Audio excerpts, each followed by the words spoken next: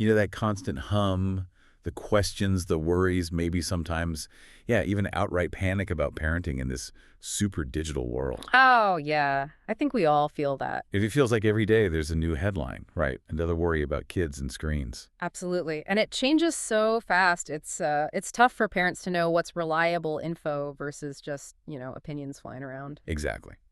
So today we're doing a deep dive. We're going into some really insightful research-backed stuff on parenting in the digital age. Mm-hmm. We're pulling directly from Professor Jacqueline Nessie's brilliant work, her Substack newsletter, Technosapiens. Fantastic resource. Totally.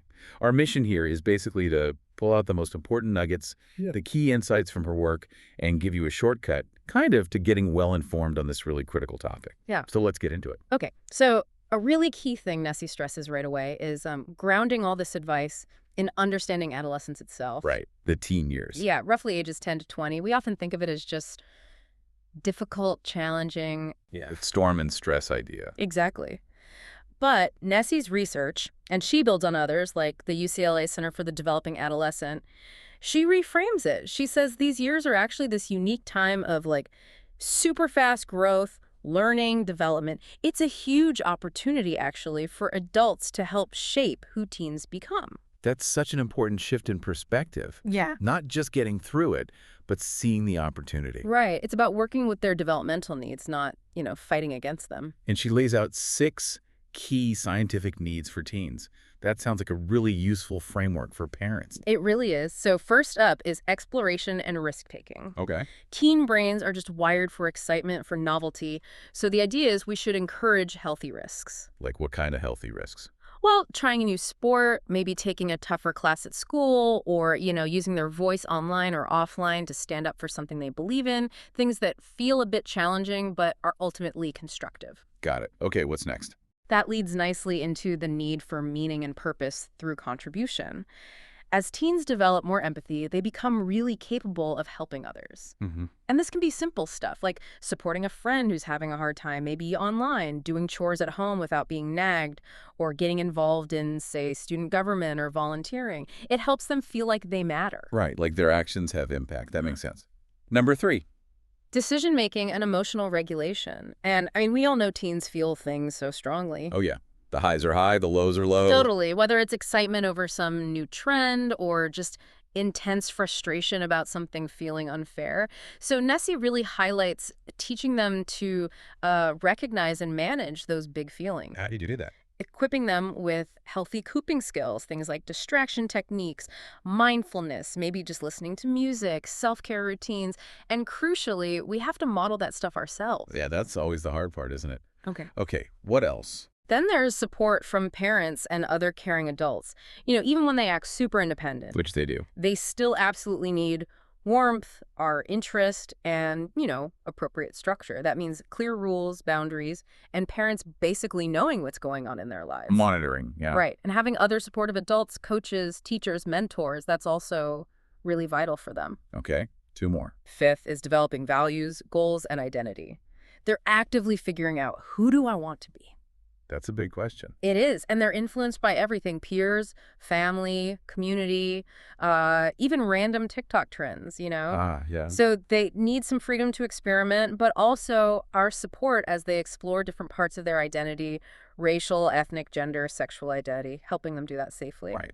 And the last one. Finally, respect and social status. Teen brains become hyper aware of social standing during these years. Ah, but So providing healthy ways for them to gain respect, maybe their school achievements, extracurriculars, or just by treating them like competent people whose opinions actually matter, that's incredibly important for their self-worth. wow. Okay, so understanding those 6 needs really does change how you might approach things. But how does this translate to, the everyday screen time arguments? Well, Nessie says it starts by rethinking what we mean by discipline. Okay, not just punishment. Exactly. She defines it as your entire system for teaching kids acceptable behavior. And it's built on 3 things: warmth, structure, and effective consequences. Okay, let's break that down. Warmth. Warmth is pretty straightforward. It's showing affection, support, actively building that positive, loving connection. So what does that look like? For little kids, maybe it's dedicated special playtime. For older kids, maybe a movie night or, I don't know, even making a silly TikTok together. Right. These moments, she calls them deposits in the bank. They build trust. I like that. Okay, and structure. Structure means having consistent, predictable limits, rules, and expectations, and being really clear and specific. So not just less screen time. Right. More like, okay, you can play Minecraft for 30 minutes on weekdays, but only after homework's done, and it has to be before 8 p.m., something concrete. Mm-hmm. And for older kids, she suggests actually involving them in setting the rules, makes them feel more ownership. It's kind of firm but flexible. You need to know your absolute deal breakers versus the things you'd prefer they didn't do but might negotiate on. Okay, warmth, structure, and consequences. Yeah. This ties into that learning theory, right? Exactly. Operant conditioning. Sounds technical, but the basic idea, going way back, is super simple. Behaviors followed by a good outcome are more likely to happen again. And one's followed by a bad outcome. Less likely. Precisely. Understanding this is key to guiding kids' behavior online or off.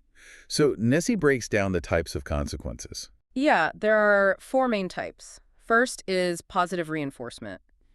Adding something good, like maybe giving some extra screen time because they finished their chores early without being asked. Okay. Rewarding good behavior. Then negative reinforcement, taking away something bad or annoying, like maybe lifting a screen time restriction for a bit because they clean their room proactively. You're removing a negative rule. Right. Then there's punishment. Yeah. Positive punishment is adding something bad. So if they posted something inappropriate, you might add a new rule, like they now need permission before posting anything on TikTok. Adding a restriction. And negative punishment is taking away something good. This is probably the most common one parents use, like taking away their phone for the rest of the day because they broke a screen time rule. Okay, that makes sense.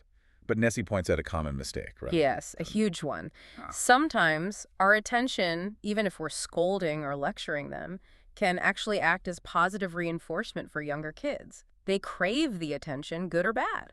Oh, interesting. So yelling might accidentally encourage the behavior. It can, yeah. And also giving in when they escalate, like having a huge tantrum over the iPad and you finally just give it back to make it stop, that reinforces the tantrum itself. Ugh, been there. We all have. And related to that, she talks about something called the extinction burst. The what now? Extinction burst. It means when you start consistently ignoring an unwanted behavior that used to get attention, like whining, expect it to get worse for a bit before it gets better. Worse. Oh, great. I know, but it's actually a sign it might be working. They're trying harder to get the old reaction. Knowing this helps you stay consistent and not give in right when it feels toughest. Okay, that's actually really helpful to know. It explains a lot about those after-screen meltdowns too, doesn't it? Yeah. Why do kids flip out so much when it's time to turn things off? Nessie's research points to a few key reasons. I mean, first off, it's just hard to stop doing fun things, right? Screens light up the brain's reward centers. True. Also, kids might have temporary problems with executive functions. Switching tasks is hard. Sometimes they might be imitating bad behavior they saw on a show. Oh, interesting. Or maybe stopping interrupts their progress in a game, which is super frustrating. Screen time might be replacing needed physical activity. Sometimes it's just overstimulation, or they have these big feelings, excitement, frustration, that don't just switch off. That makes a lot of sense. Yeah. So knowing why helps us figure out what to do. Exactly. She offers proactive strategies, like experiment with different types of shows or games. Try different ways of stopping. Give those 5-minute or 2-minute warnings. Talk to them about the transition. Ask them, hey, why is it sometimes hard to turn off the iPad? Help them build that self-awareness. What else? Make a plan together beforehand. Like, okay, we'll watch 2 episodes, then it's off. Think about timing. Maybe don't have screen time right before something demanding. Maybe plan a calm activity after screens. Good idea. And the big one, be consistent. Stick to the limits, even with whining. You can validate their feelings. I know you're disappointed, it's time to stop, but hold the line. Right. Consistency is key. Oh, and turn off autoplay. Seriously. If meltdowns are happening all the time, maybe you do need to reduce the overall amount of screen time. Okay. That consistency point feels really important. Which kind of leads us to some specific digital challenges, right? Like, what about the really little kids, ages 5 and under? The guidelines seem super strict. They are pretty strict. The AAP and WHO say basically no screens under 18 months except video chat, then 18-24 month only co-viewing educational stuff, and 2-5 years, an hour or less of high-quality programming. But the reality is often different. Very different.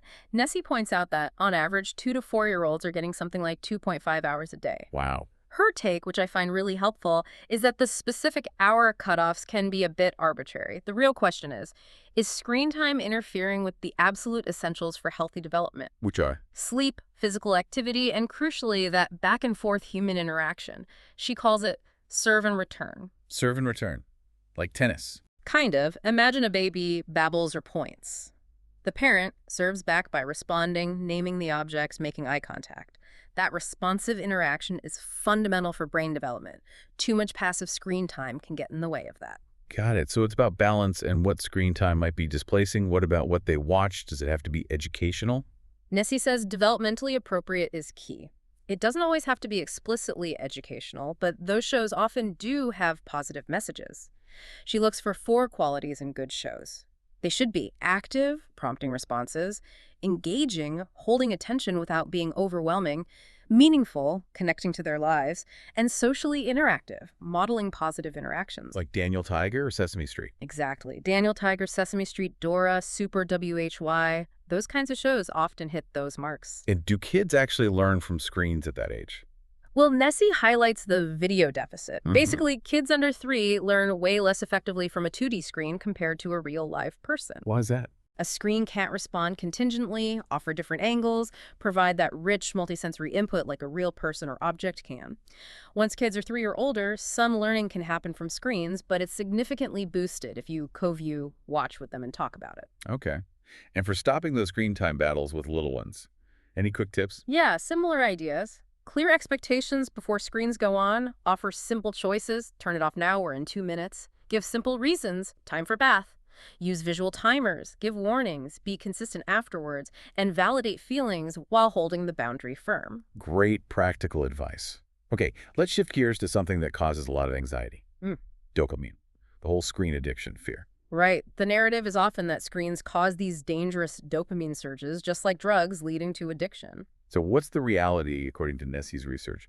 What is dopamine doing? She provides a really important clarification. Dopamine isn't just a pleasure chemical. It's a neurotransmitter involved in lots of things, movement, sleep, learning. But its main role here is motivation. It drives us to seek out rewarding things. So screens are rewarding. Yes, like many enjoyable activities, dopamine gets released. And social media platforms especially are designed very cleverly. Features like endless scrolling, unpredictable likes that creates what scientists call variable reward schedules.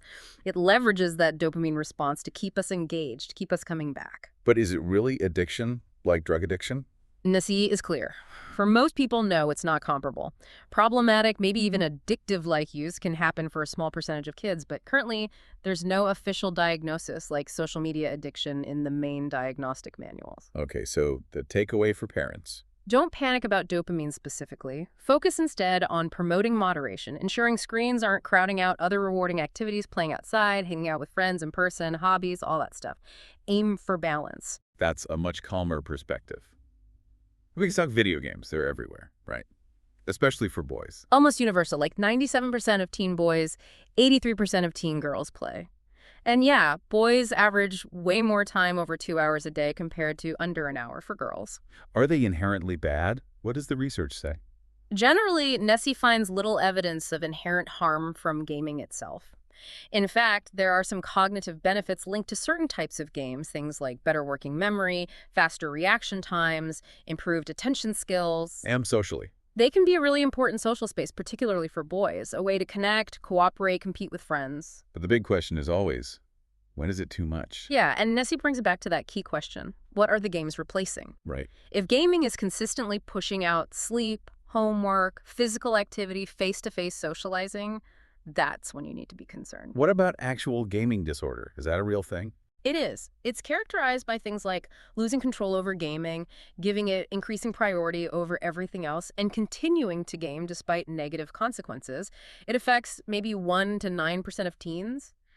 If you're seriously worried about that pattern, seeking professional advice is the way to go. Okay. And the elephant in the room. Violent video games. Are they dangerous? The debate is so heated. It is. Nessie presents a nuanced view based on the bulk of research. Studies do show small, short-term increases in aggressive thoughts, feelings, and maybe behaviors right after playing. Okay, small and short term. Right. But there's very little evidence linking violent game playing to long-term serious violence or criminal behavior. That connection is often overstated in the media. So how should parents handle violent games then? Nessie gives 5 key pieces of advice. 1, know the research, understand the nuance, the short-term versus long-term findings. 2, know your child, how's their temperament, who are their friends. 3, know the games, actually play with them or watch, check ratings on sites like Common Sense Media. 4, talk about it. Discuss your family values, your concerns about the content. And 5, set flexible limits. Use that collaborative, autonomy-supportive approach.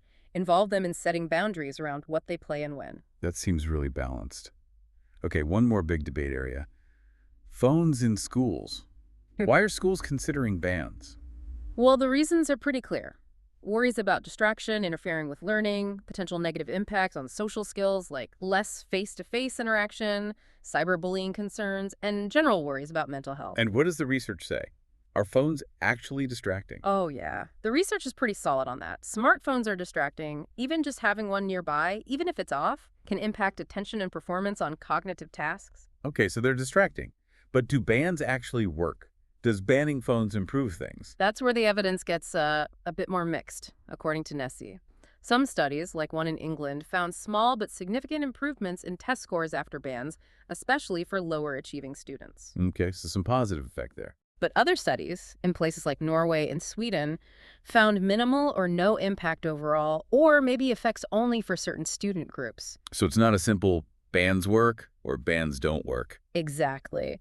Nessie suggests that limiting phone use during the school day makes logical sense to reduce distraction. But the details really matter. How is the ban enforced? Do teachers have support? It's not a magic bullet. Right. A phone ban isn't going to solve the entire youth mental health crisis on its own. Precisely. There are many factors involved in student well-being at school, and phones are just one piece of a much larger puzzle. Okay, this is all incredibly helpful context. Let's pivot now to some really practical tools. Yeah. The number one question I hear is, when is the right age to get a kid a smartphone? And Ness's answer, maybe frustratingly for some, is there's no single right age. Huh, yeah, I figured. Her general advice, based on the evidence of potential interference with social skills and academics, especially for younger teens, is to wait if you can. Delaying is often beneficial. But how do you know if your kid is ready? She offers a great framework called the 4 R's to help parents think it through. Okay, what are they? Responsibility. Does your child generally show responsibility in other areas of their life? Do they understand what it means to be responsible with a device? Rules. Do they understand the rules you'll set and why those rules exist? Risks. Do they have a basic understanding of potential online risks, like privacy issues or cyberbullying? And reasons. What are their actual reasons for wanting a phone? Is it genuine need or just peer pressure? Right, it's a really useful checklist. What if you decide they're not ready for a smartphone, or you just want alternatives? Nessie mentioned several options. There are basic phones, yeah. Flip phones still exist. Wow. There are also these minimalist, kid-friendly smartphones like Gabb, Pinwheel, or Bark phones, which have limited functionality. And smartwatches can be a good intermediate step, too, allowing calls and texts with approved contacts, but no internet browser or apps. Okay, good options. So let's say they have the phone. Now, boundaries and parental controls. Nessie has some specific rules she recommends. Yes, some really actionable ones. First and foremost, no phone in the bedroom, especially at night. Sleep is just too important. Absolutely critical. Second, establish at least one other phone-free zone or time, maybe family meals, maybe car rides. Oh. Third, require permission before downloading new apps or making in-app purchases. Avoid surprise bills. Fourth, talk constantly about using good judgment, being kind online, choosing positive content, thinking before they post. And fifth, a simple one. They need to respond to texts or calls from parents reasonably promptly. That seems fair. What about the technical side parental controls? Are they effective? Nessie has a great analogy. Parental controls are like a gate, not a wall. A gate, not a wall. I like that. Yeah. They're useful for slowing kids down, creating barriers, making it harder to access inappropriate stuff or spend too much time. But they're not foolproof. Determined kids can often find workarounds. So don't just set them and forget them. Definitely not. The crucial thing Nessie emphasizes is that setting controls needs to be an ongoing conversation.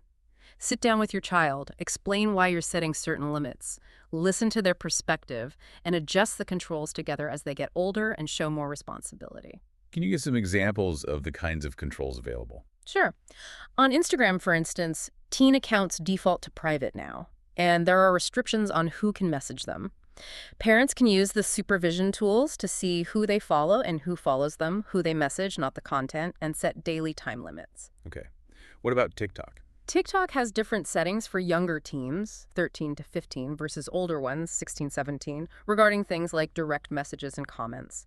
They also have family pairing, which lets a parent link their account to manage settings, including screen time. And Snapchat. Seems like a tricky one. Snapchat also has settings to limit contact from strangers for teens. Their Family Center lets parents see their child's friends list and who they've messaged recently. Again, not the content, but just the contacts, which gives some oversight. YouTube offers YouTube Kids for the youngest. For older kids, there are supervised accounts parents can manage, allowing them to choose content levels, block channels, turn off search, and see watch history. There's also a general restricted mode filter. And then just the phone's operating system itself. Right.